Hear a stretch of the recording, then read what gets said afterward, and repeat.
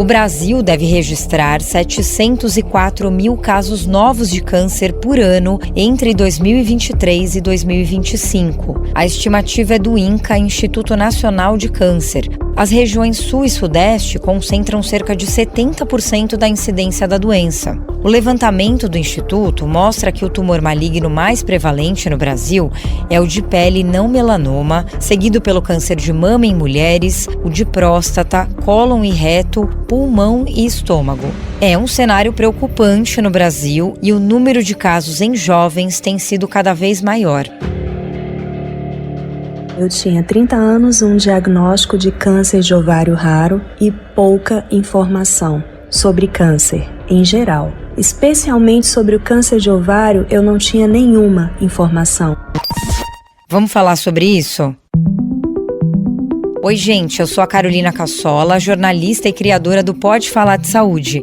Um espaço para a gente entender juntos sobre saúde integral, física, mental e emocional. Te convido para me acompanhar no YouTube, no canal @Pode Falar de Saúde e nos principais agregadores de podcast. Segue também lá no Instagram, @Pode Falar de Saúde. Essa é uma produção em parceria com a RWCast, a central de podcasts do Grupo Rádio Web.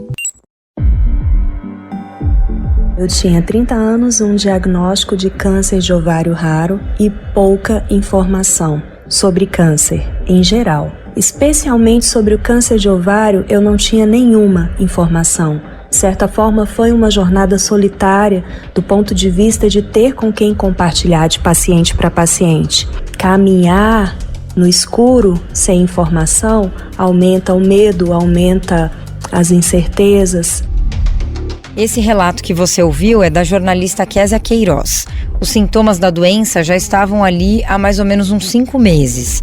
Sabe aquela história de quando ninguém sabe o que você tem de verdade e cada médico tem uma hipótese?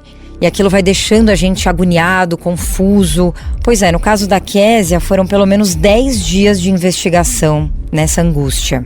Ela teve que passar por uma cirurgia de emergência para retirar o tumor antes mesmo dela descobrir o câncer de ovário. Eu já tinha todos os sintomas de câncer de ovário e mesmo assim foram muitas idas ao pronto-socorro, diagnósticos errados e acabei fazendo uma cirurgia de emergência por estar sentindo muita dor. Eu continuava voltando para casa antes disso sem saber o que estava acontecendo com o meu corpo e várias vezes eu ouvi: toma um remédio para gases, esse inchaço abdominal vai passar. Só que não passou. E as hipóteses eram muitas de gases, apendicite, depois gravidez ectópica e as dores aumentaram, o inchaço abdominal também, até que um médico plantonista mais atencioso pediu exames detalhados e aí indicou uma laparoscopia exploratória que acabou se transformando numa cirurgia aberta, demorada, porque houve rompimento de cápsula do tumor dentro do meu abdômen. Era um tumor raro, além de alguns pequenos nódulos no pulmão. O prognóstico da Késia não era muito bom. Logo depois da cirurgia, que deu certo, ela foi encaminhada para uma oncologista. Para muitas pessoas, receber a notícia de um câncer é ver o mundo desabar mesmo, ficar sem chão. A Késia me contou que teve isso, mas ela já tinha sofrido tanto com os sintomas que saber o diagnóstico deu um novo rumo para a vida dela. Depois que eu tive o diagnóstico, eu senti até um certo alívio, apesar do momento impactante de abrir o chão, depois do quarto escuro, eu tinha para onde ir, eu tinha um rumo, uma direção, e o que eu mais queria era começar o meu tratamento. Fui encaminhada para um oncologista e foi uma relação muito boa, muito forte, de muita confiança que eu tive com a minha oncologista. A partir dali, daquele encontro, acho que as coisas até começaram a caminhar menos difíceis para mim. O tratamento foi longo, com 4 ciclos de quimioterapia, 36 sessões no total. Teve todo aquele combo de efeitos colaterais, sabe? Baixa imunidade, perda dos cabelos, no caso dela, perda da voz também, e reação alérgica na pele. Mas tem uma coisa que ela não perdeu: a esperança. O mais difícil foi entender que muita coisa da vida não seria mais do mesmo jeito. A gente fica, às vezes, como paciente, esperando algumas coisas voltarem ao normal e a gente acaba demorando um certo tempo para entender que elas não vão voltar ao normal e tá tudo bem também. A gente vai ressignificando, vai se ajustando e vai entendendo que a gente precisa celebrar esse corpo, celebrar a vida que está dentro da gente, que é um presente de Deus, e seguir, sabe, se adaptando e encontrando novas maneiras de fazer algumas coisas. A notícia boa é que a cura veio, mas o acompanhamento foi rigoroso durante os 5 primeiros anos por causa das suspeitas de metástase no pulmão, que vinham e desapareciam. E nesse caminho ela descobriu que tem grandes chances de desenvolver outros tipos de câncer. Por isso, o processo de cura não para. Eu acho que a trajetória toda a gente segue se curando e a cura do nosso corpo. Estar aqui hoje falando com vocês é estar curada. Nós não temos certeza do amanhã, mas só que a gente esquece que as outras pessoas também não têm. E é assim que eu sigo, vivendo o momento presente, me cuidando da minha saúde, fazendo de tudo para contornar todas as situações e, se vier a acontecer, a gente está mais preparado, tem mais informação e tem mais rede de apoio, tem com quem contar. É dessa forma que a gente caminha. São curas diárias. Durante o tratamento, a Késia foi buscar informação de qualidade no Oncoguia, uma ONG de apoio, informação e defesa de direitos dos pacientes com câncer. Muita gente deve conhecer ou já ouviu falar, pelo menos. O Oncoguia foi sinônimo de acolhimento na vida dela. Lá encontrou não só informação, mas também colo, força e inspiração. De paciente, passou a ser voluntária e lá se vão 7 anos nessa missão de acolher e ser acolhida. Tem muita gente vivendo fases diferentes do câncer, diagnóstico, tratamento, tratamento paliativo e pós-câncer, que é também uma fase muito desafiadora. O mundo... Será que o mundo está preparado para nós que sobrevivemos ao câncer? O mercado de trabalho, o próprio sistema de saúde, porque a gente tem outras demandas depois do câncer e a gente segue em cuidados.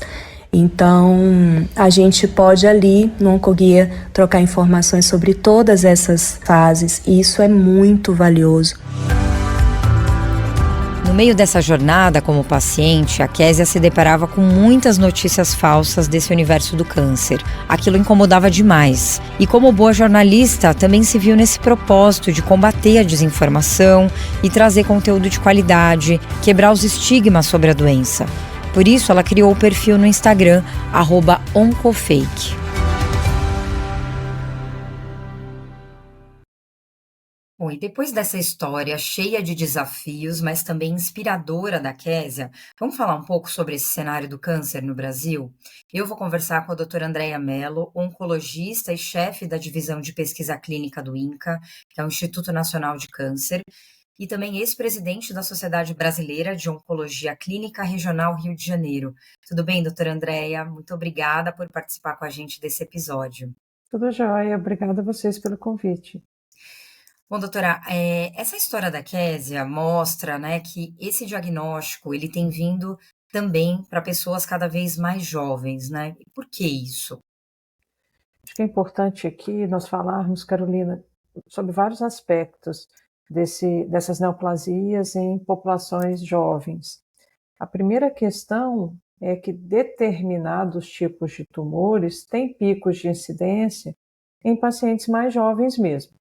Então, ouvindo a história da Késia, ela fala que teve um câncer de ovário, seria importante nós entendermos qual subtipo de câncer de ovário ela teve, porque existem histologias que especificamente ocorrem em mulheres mais jovens. Então, esse é um ponto. Sobre o aumento da incidência de determinadas neoplasias em populações de idade cada vez mais jovem, isso também tem sido observado. Então, muito recentemente, saíram as estimativas do câncer nos Estados Unidos e eles mostraram claramente um aumento da incidência de câncer de cólon e reto em pessoas com idade inferior a 50 anos. o que fez com que, por exemplo, nos Estados Unidos, uma mudança no rastreio já fosse proposta. E algumas séries brasileiras têm mostrado que isso tem acontecido aqui também. O que pode provocar essa mudança? Claro que são vários fatores, nós ainda não entendemos exatamente o que está por trás disso, mas o que nós pensamos, né, que pode estar ocorrendo? Uma mudança comportamental, então, as questões relacionadas ao ambiente, às exposições, elas têm sido, né, modificadas ao longo das últimas décadas, como, por exemplo, mudanças de hábito alimentar. Nós estamos consumindo cada vez menos verduras, legumes, frutas, ao passo que estamos introduzindo e aumentando na nossa dieta a comida ultraprocessada, né?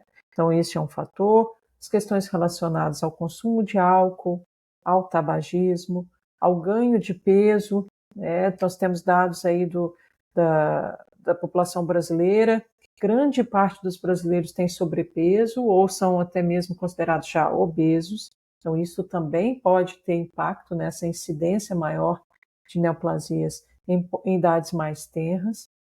E uma outra coisa que a gente tem que pensar é que também hoje nós estamos falando mais das neoplasias, nós estamos rastreando mais, estamos fazendo mais exames, então certamente nós vamos trazer um início ou um diagnóstico em uma idade mais precoce também, quando nós fazemos esses programas de maneira regular.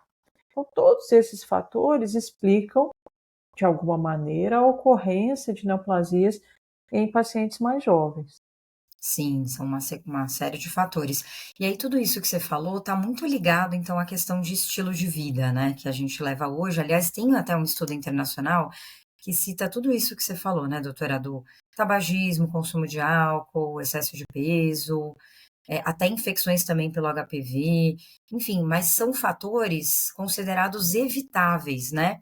Isso foi analisado aí tanto no Brasil quanto em outros em 7 países, incluindo o Brasil, né? Então, isso significa que reduzir ou eliminar esses fatores seria aí um foco importante para a gente conseguir reduzir esse número de casos de câncer? Perfeito, Carolina. Uma parcela grande das neoplasias tem relação direta com fatores que nós chamamos de fatores modificáveis. O que é isso? É mudar o hábito de vida.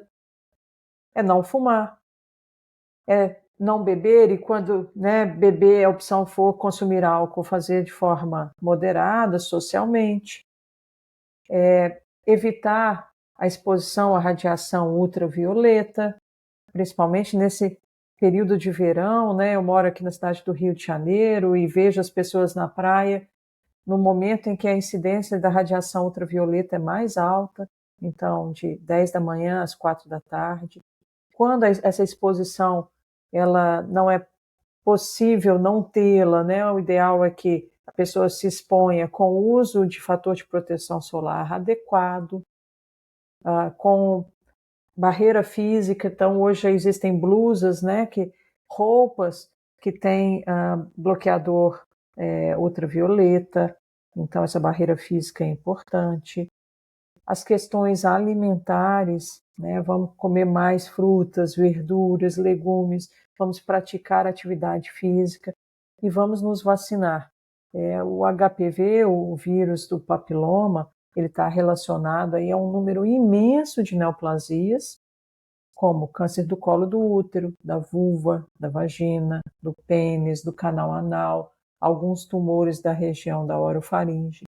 E a vacinação está disponível na rede pública de saúde brasileira desde 2014. Então, E essa vacinação, doutora, do HPV, até aproveitando esse gancho, ela é recomendada para qual faixa etária? Na rede pública de saúde, ela está disponível para meninas e meninos de 9 a 14 anos e para pacientes com alguma imunossupressão até 45 anos. Isso é o que está disponível pelo Programa Nacional de Imunizações e está no centro de saúde, e pessoas nessa faixa etária ou com alguma imunossupressão podem comparecer e vão receber gratuitamente a vacinação. Ao passo que pessoas fora deste dessa população-alvo para vacinação no Sistema Único de Saúde, elas ainda podem ser vacinadas. As vacinas estão disponíveis na rede privada, nas clínicas de vacinação. Claro que aí, né, a gente precisa fazer um investimento financeiro, mas é um investimento financeiro que vale bastante a pena, porque nós estamos aqui discutindo uma redução de incidência, doenças que podem causar uma morbidade bastante alta quando elas acontecem e podem matar as pessoas, efetivamente. Então, eu acho que é um investimento que precisa ser considerado. Claro. E a gente teve, né, doutora, muitos avanços nos últimos anos, tanto em diagnóstico quanto em tratamento, né? A gente precisa falar isso, como no caso do câncer de mama, de próstata também, né? O que a gente pode esperar para 2024 em relação a esses tratamentos, a essa questão também do diagnóstico, né? A gente ouve falar muito mais agora de imunoterapia, né? Para quais casos que ela tem sido indicada e que desafios que a gente ainda tem, principalmente no SUS. Na última década, houve um desenvolvimento enorme dessa classe terapêutica que você denominou de imunoterapia, né? E já existem inúmeras indicações para tratamento tanto da doença avançada quanto em uma situação mais inicial que nós chamamos de tratamento adjuvante. Aí vai depender do tipo de tumor do paciente, das condições clínicas, né, do acesso ao tratamento. Para os próximos anos, talvez na próxima década, nós vamos conversar muito sobre uma classe terapêutica que é um pouco diferente, que nós chamamos de anticorpo conjugado à droga. Então, essa é uma terapia mais moderna, já aprovada para alguns subtipos de tumores, mas em teste para tantos outros, estudos clínicos. Então, são anticorpos que carregam quimioterapia. Esse anticorpo ele vai reconhecer algum biomarcador, alguma estrutura presente na célula tumoral e vai entregar aquela quimioterapia de uma maneira muito mais específica. Então, os estudos que já apresentaram resultados com anticorpos conjugados à droga mostram respostas objetivas interessantes e até mesmo impacto em sobrevida livre de recorrência, ou sobrevida livre de progressão, sobrevida global, que são os desfechos que nós estudamos na oncologia.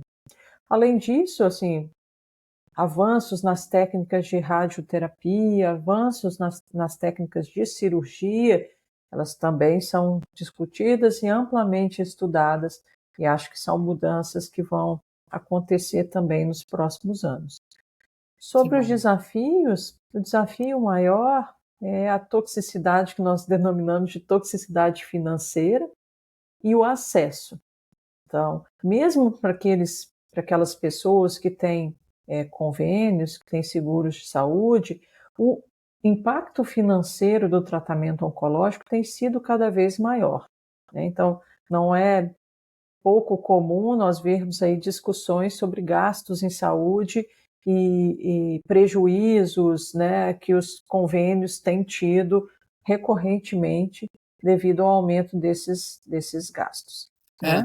às vezes tem muitas negativas, né, de tratamento, de acesso, né, tem pessoas que relatam isso, que também aí é um desafio grande aí do paciente também nessa jornada, né, porque às vezes acaba Sim, atrasando esse tratamento também, né. exato. A gente tem questões que já estão disponíveis e liberadas, aprovadas pela Anvisa e pela Agência Nacional de Saúde. Outras, nós temos aprovação da Anvisa, mas não temos ainda aprovação, aquela medicação não está incluída no chamado rol da ANS. Então, existem aí alguns conflitos entre solicitações médicas e aprovação ou negativa de plano de saúde. Agora, este problema ele cresce quando nós falamos de Sistema Único de Saúde, porque você pode imaginar, 75% dos brasileiros não têm acesso a convênios, a seguros de saúde, e estão sob a guarda exclusiva do Sistema Único de Saúde, que é um sistema maravilhoso, muito bom conceitualmente, mas quando a gente coloca na prática, nós acabamos observando algumas distorções. E esse abismo, principalmente em terapias de ultra alto custo, como são os tratamentos oncológicos, ele só aumenta quando eu comparo o que eu faço no sistema privado versus o que é oferecido no sistema público de saúde. Acaba que no sistema público de saúde nós temos, em alguns centros, serviços grandes que oferecem a possibilidade de participação em estudos clínicos. E os pacientes acabam sendo incluídos em estudos clínicos para, de certa forma, oferecer algo melhor do que disponível e coberto pelo SUS.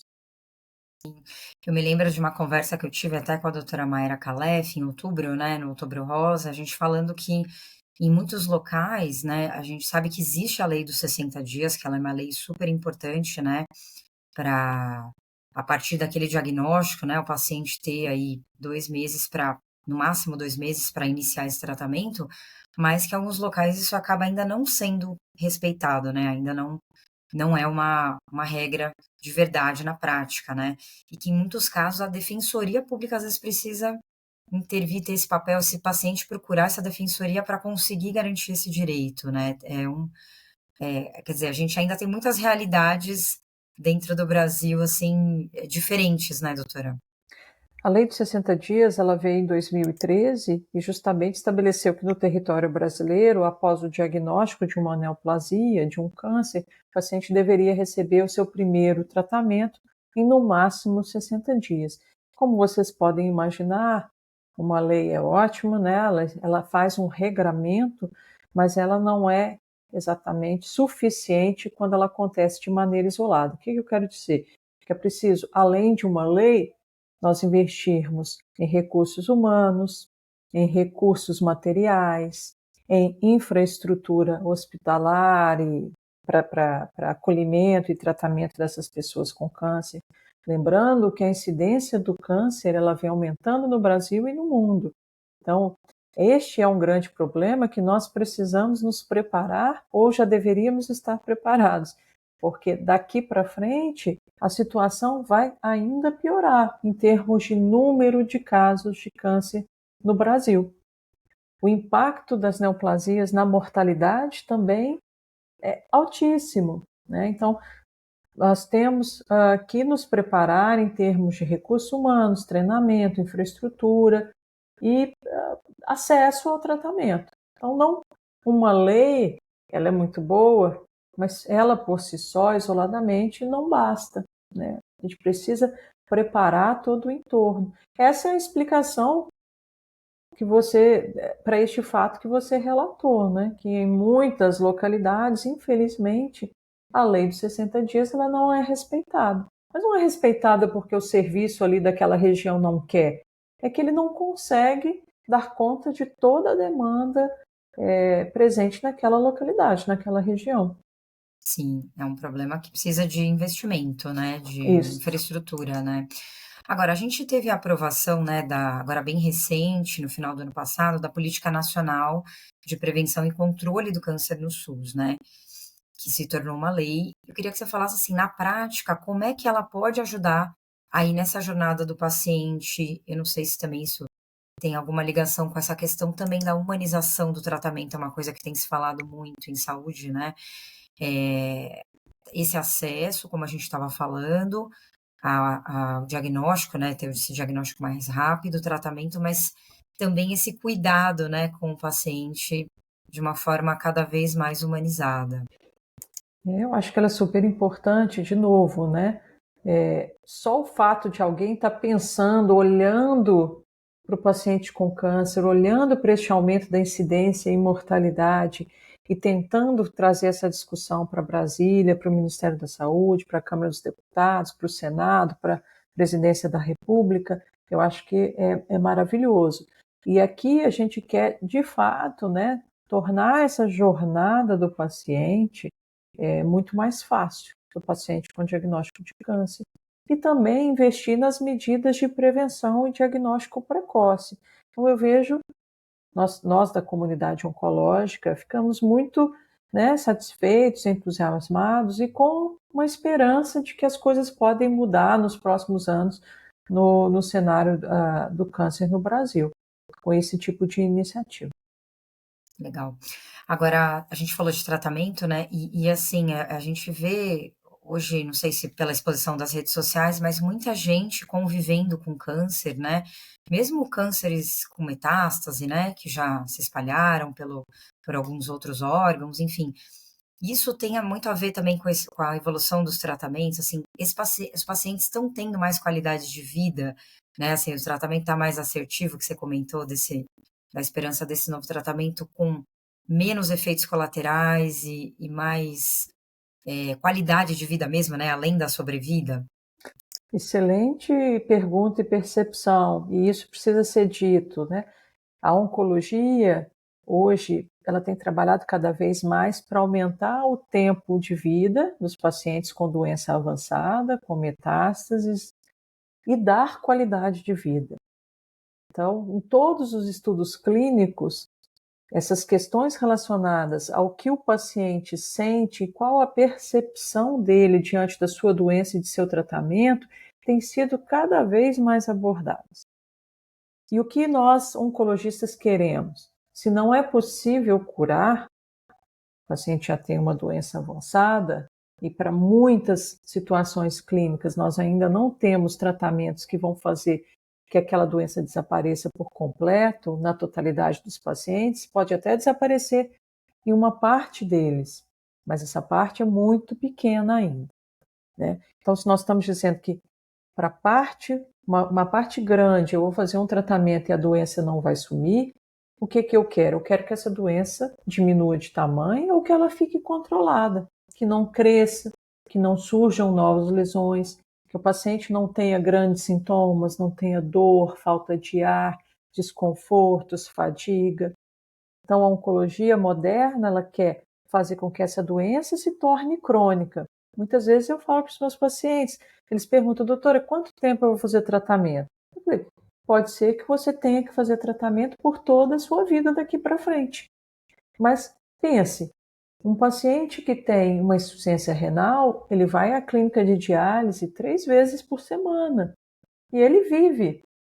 Tem um impacto na qualidade de vida dele? Certamente um impacto grande, né? Ele tem que desprender de qualquer lugar, numa localidade, viajar, né? Alguns minutos, alguns viajam até horas, para ficar ali na clínica algumas horas, 3 vezes por semana. Quem tem diabetes pode ter que utilizar a insulina algumas vezes por dia. Quem tem hipertensão toma comprimidos para o controle dos níveis tensionais algumas vezes por dia. E o paciente com câncer avançado, ele vai ter que fazer comprimidos ou ele vai ter que fazer infusões de tempos em tempos. Mas o que nós queremos aqui é cronificar essa doença, é fazer com que a pessoa viva mais e com qualidade de vida. Claro que para alguns tumores de comportamento muito agressivo, infelizmente isso ainda não é possível. É o que a gente escuta falar, né? Fulano teve um diagnóstico e morreu em 2 meses, em 3 meses. Certamente era uma doença de comportamento clínico muito agressivo. Mas para grande parte das neoplasias, nós já temos tratamentos que fazem essa cronificação e que a paciente ou o paciente vive por muito tempo, sem grandes sintomas. Isso é uma notícia muito boa, né? A Kézia estava até me contando na história dela que ela curou esse câncer de ovário, mas ela descobriu a propensão dela para desenvolver vários outros tumores, inclusive nesse meio do caminho tinha alguns focos de metástase aí no pulmão que vinham e desapareciam, mas ela me falou uma coisa que eu achei super interessante, doutora, que a cura é diária, né? Quer dizer, você vive ali um dia de cada vez mesmo, né? E assim, a gente, lógico, né, planejar as coisas que você quer fazer, que você tem vontade, mas entender que cada dia tem que ser bem vivido e é uma vitória mesmo, né? Porque a gente não sabe, aliás, nenhum de nós sabe, né? O que Isso que vai eu ia ser. falar, esse pensamento da Késia, ele deveria ser um pensamento de todos nós, com doença ou sem doença, né? 700 mil brasileiros, perto disso, morreram por causa da Covid. A grande Exatamente. maioria não tinha doença alguma, né? Sim. Veio E inesperadamente, né? Sem. inesperadamente faleceram. Então, assim, nós não podemos viver em função, né, da doença. O paciente oncológico, claro, ele vai saber a gravidade, ele vai entender o tratamento, mas ele tem que seguir a vida dele, um dia de cada vez, é isso, né? Sim, E quanto mais o paciente confia e acredita que aquele tratamento vai dar certo, melhor é o resultado, não tenho dúvida disso. sem dúvida. Então, ó, só para a gente recapitular aí também o que a gente falou, que é importante essa mudança de hábito. A gente sabe que tem ainda influência genética, né? Acredito que alguns tipos de tumores, mas esse estilo de vida, ele tá muito ligado, tá muito relacionado a vários tipos de câncer, né? Então, Uhum. seria interessante a gente repensar, né? Pelo menos pequenas mudanças ali no dia a dia para a gente ter uma vida mais saudável e ter menos chances de desenvolver um câncer mesmo, né? Carol, a menor parte dos tumores tem relação com alterações germinativas, que é isso, né? Eu nasço e herdo um gene mutado do meu pai ou da minha mãe, que vai estar presente em todas as minhas células e que vai me predispor ao desenvolvimento de alguma neoplasia. 10 a 15%. O resto é tabagismo, etilismo, exposição à radiação ultravioleta, infecções, não só do HPV, mas outros patógenos também têm relação com o desenvolvimento de câncer e por aí vai. Então, quanto mais nós trabalharmos nessa mudança de atitude, em ter hábitos mais saudáveis, é melhor. E uma exposição que acontece hoje não necessariamente vai me causar o mal hoje, anos depois. Aquele argumento que o tabagista às vezes usa: mas eu fumo há 30 anos e nunca tive nada, por que eu vou parar? O risco é muito maior quanto mais tempo a pessoa fuma, quanto mais tempo ela se expõe A conta acaba àquele vindo mais lá na carcinógeno. frente, né? Sim. Então é importante a gente repensar aí todos esses hábitos super importantes. Eu conversei com a doutora Andréia Mello, que é oncologista e chefe da divisão de pesquisa clínica do Instituto Nacional de Câncer, falando um pouquinho aí sobre essa jornada do paciente, os desafios que a gente ainda tem pela frente, alguns avanços que a gente já tem também em relação à doença, tratamento, diagnóstico.